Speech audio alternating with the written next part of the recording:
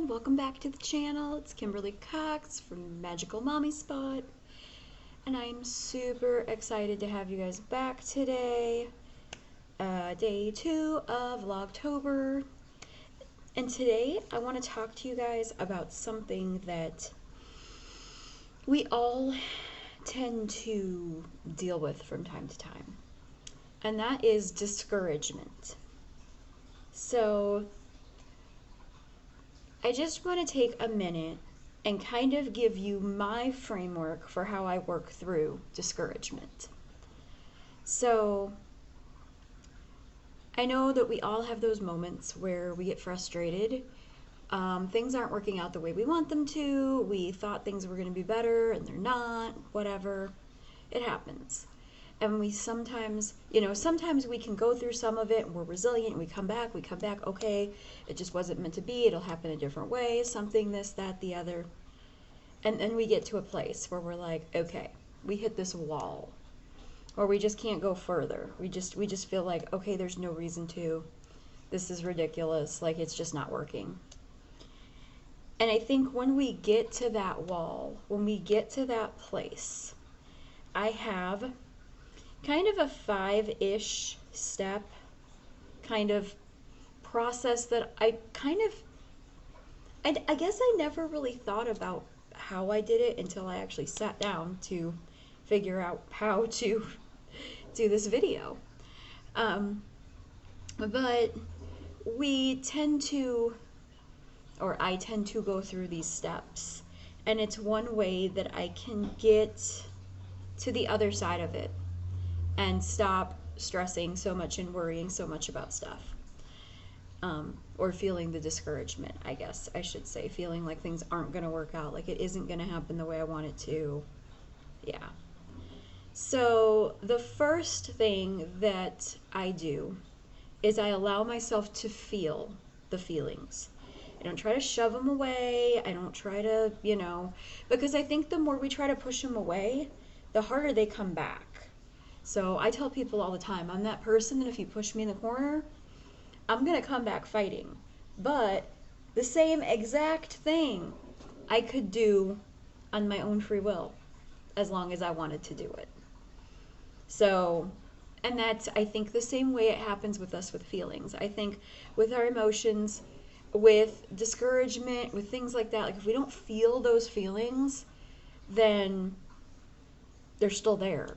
Just because we shoved them away somewhere doesn't mean that they left. And there is such a thing as toxic positivity, but that's for another video, not today. So feel the feelings. And then after I get done with my meltdown, my crying, my getting frustrated, my calling someone and venting, or for those of you who know me, you're probably going to laugh when I say Facebook voice messages, anyone? Yeah, I do a lot of those.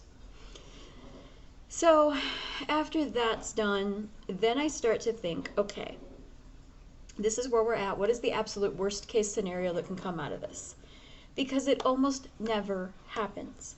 Like, granted, once in a blue moon, something might go super bad. Most of the time, it's not going to. It's going to be somewhere in the middle. So worst case scenario, where are we at? How do, what's the worst thing that can happen from this? Because a lot of times, if you can get that worst case scenario and you can live with it, you notice that, okay, like, this isn't the end of the world, and I can make it through this. I will be okay.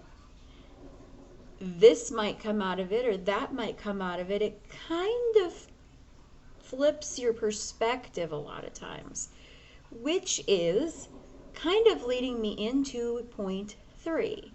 Which is to rework your expectations. So I'm going to tell you the story of today, okay? So I'm obviously recording this on October, well, it's technically October 2nd, but it's like 1 o'clock in the morning. Because that's when I can do anything, because everybody's asleep. So we do vlogs, and we do podcast episodes at 1 o'clock in the morning. It works, why not?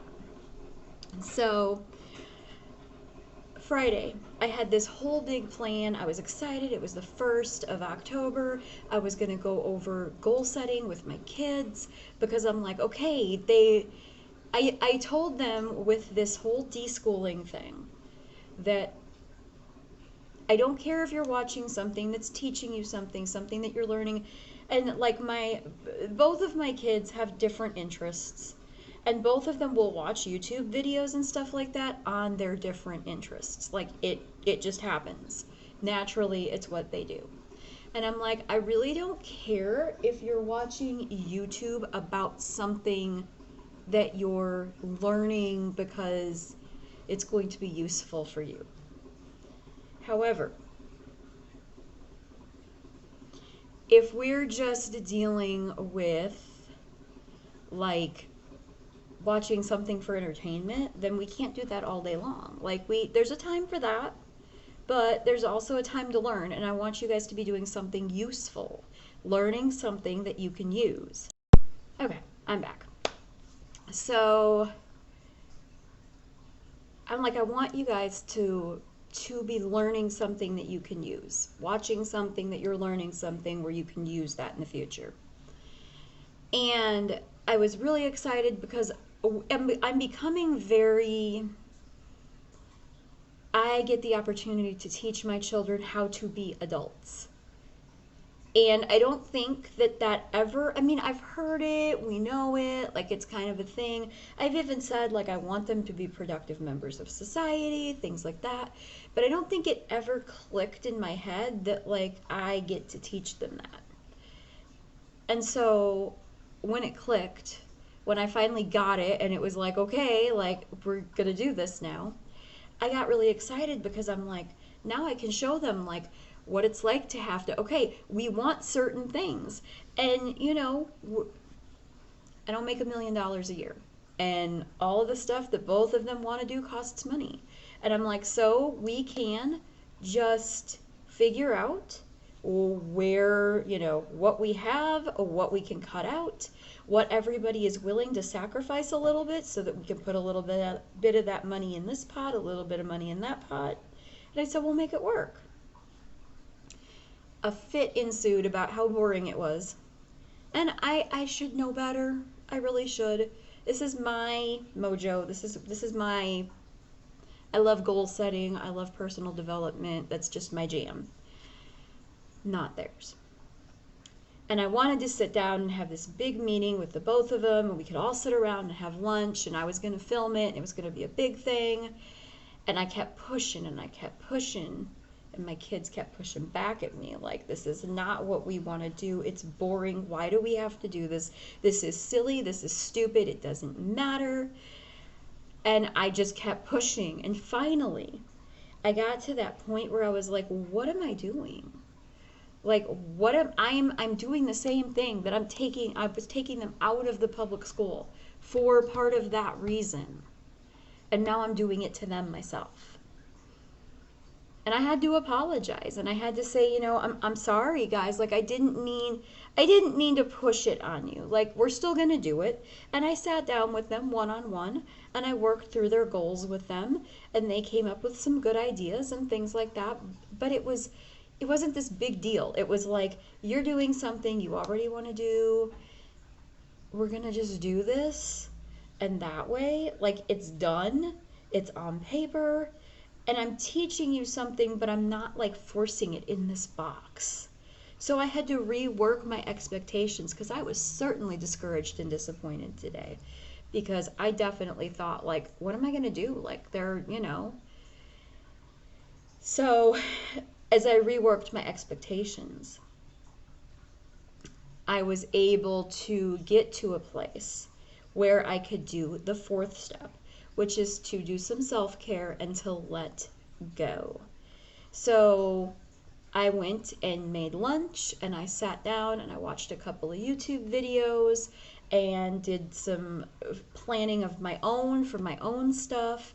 And I took a deep breath and I was like, okay, like, now I can work with them, because now I don't feel like I'm stuck in this fixed mindset of it's got to be my way or the highway.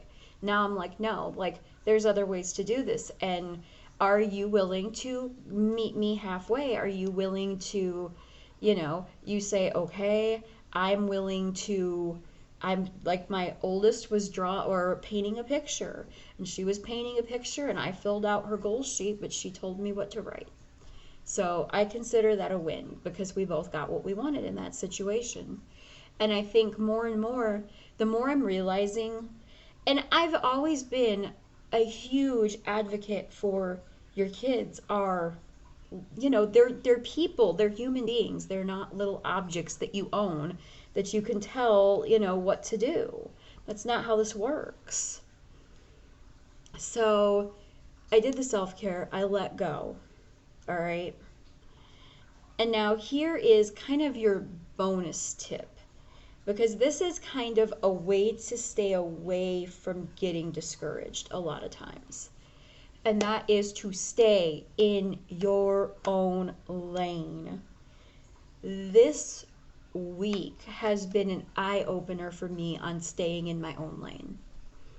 Because when I was worried about what other people were doing, and I was frustrated, and I wanted things to happen from other people, and I didn't know how to get it, I was a mess. I did not know how to figure it out.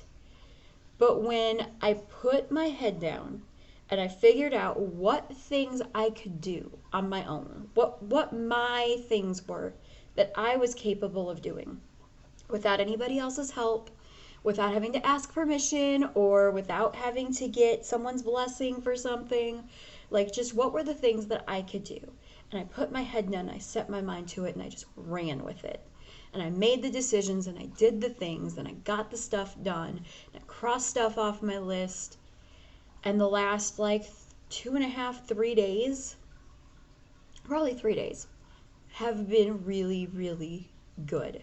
They've been good. They've been productive.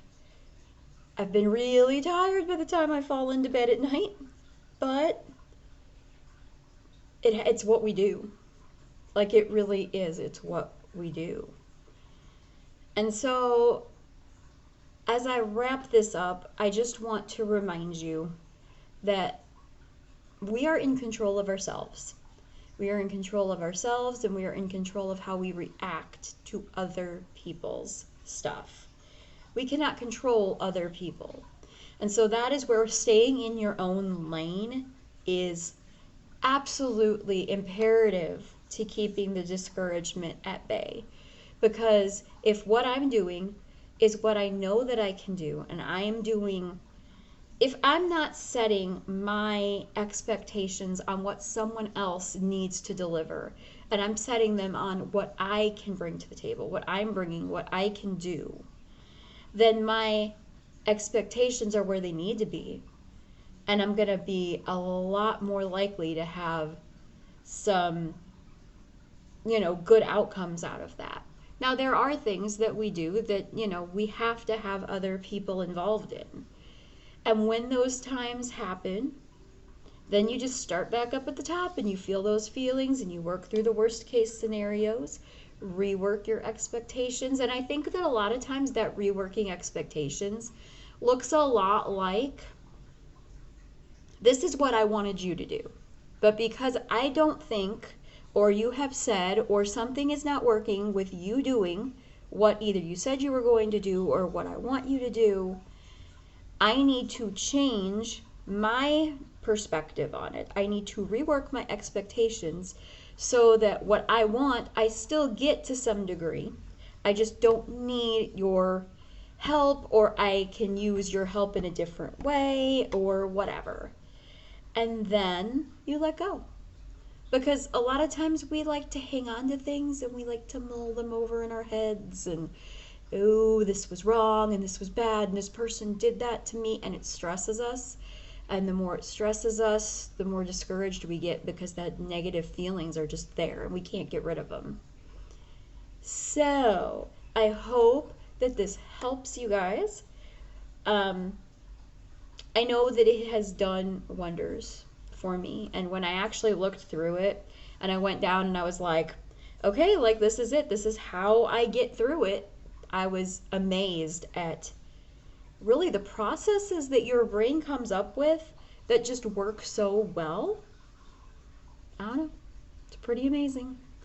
Anyways, thank you for watching. If you're new, go ahead and subscribe if you liked this. Hit that notification bell so that you don't miss anything. I do homeschooling. Right now we're deschooling, so homeschooling, deschooling videos and vlogs.